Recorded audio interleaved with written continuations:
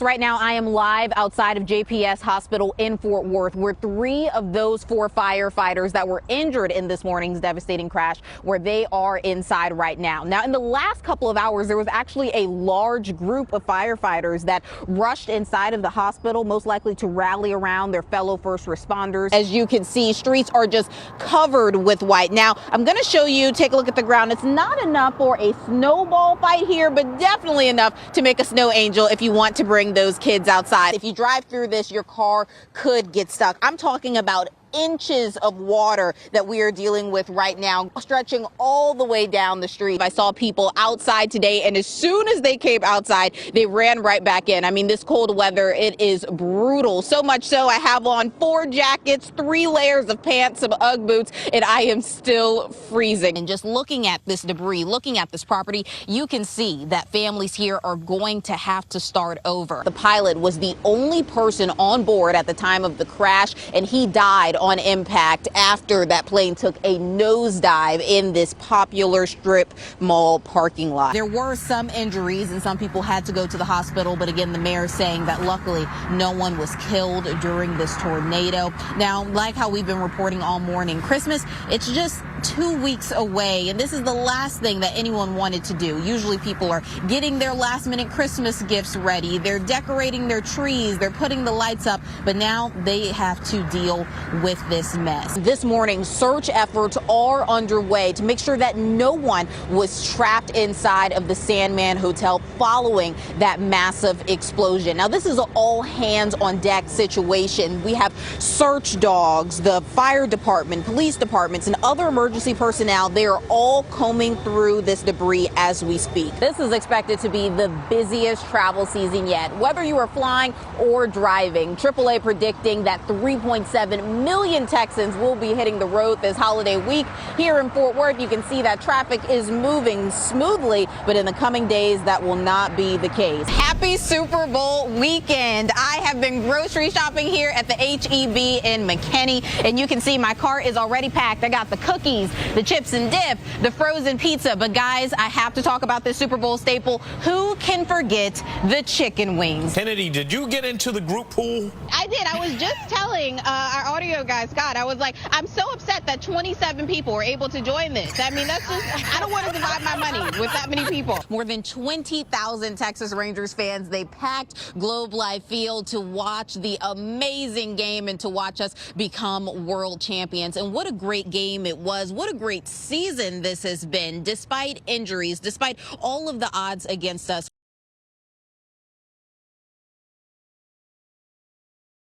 They were supposed to be routine surgeries, but a series of medical emergencies in 2022 forced the Baylor Scott & White Surgicare Center in North Dallas to suddenly close its doors. Over the course of that summer, 10 patients were rushed to nearby emergency rooms after problems during their procedures. All of the patients survived, but a doctor who worked at the center did not. The most agonizing thing I've ever seen in my entire life. John Casper watched his wife of 30 years suffer a heart attack at home in June of that year. Dr. Melanie Casper had taken an IV bag home from work to rehydrate after being sick. I grappled with the fact that she had had a heart attack because she was a very healthy woman, could sit on her bicycle trainer for hours and not have any issues. Investigators say they linked the tainted IV bags to an anesthesiologist who worked at the center, Reynaldo Ortiz. Dr. Ortiz was already under investigation by the facility for a problem in one of his surgeries. Investigators say Ortiz was angry over the potential loss of his job, which would have been, quote, financially devastating. Ortiz allegedly told a fellow doctor he felt he was being crucified. The mysterious cardiac emergencies started a few days later. Whether it's revenge or if he's trying to cover up his own inabilities, it's hard to even comprehend that somebody can do things like this. Surveillance videos show Dr. Ortiz putting single IV bags into warmers on multiple occasions. Medical workers told investigators that was a job typically handled by nurses, not doctors, and not one bag at a time. Prosecutors say those instances coincided with the patient emergencies, but none of them happened during Ortiz's own surgeries.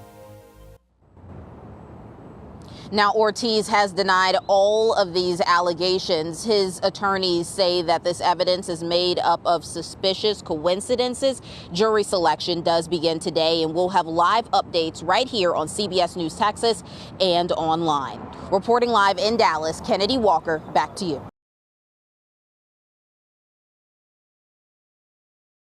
Be surprised to learn that baking a cake isn't as simple as it seems. 1 cup of water. In fact, these women are learning to do it for the first time. Mix. Do it for about a minute. They're all refugees from Burma, a country in Southeast Asia, and they just recently moved to North Texas. It's a big difference from Asia to the West. Mary Moyi is one of the refugees trying to navigate a new country and learn a new culture. That includes something as basic as making a birthday cake. As a lady, I think all this cake is a part of our life, like kids' celebrations, a lot of parties that we go, they provide cakes as well, including the school.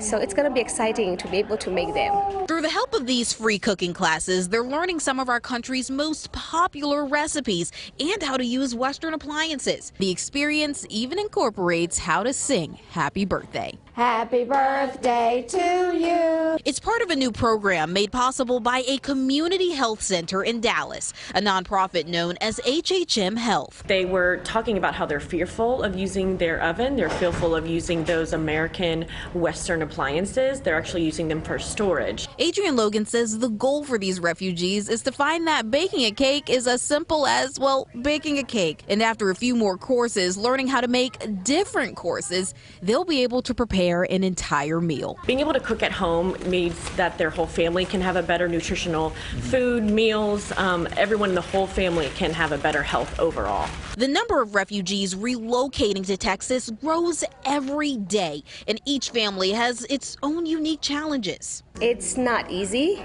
but one step at a time. That philosophy is the key ingredient to making a successful transition.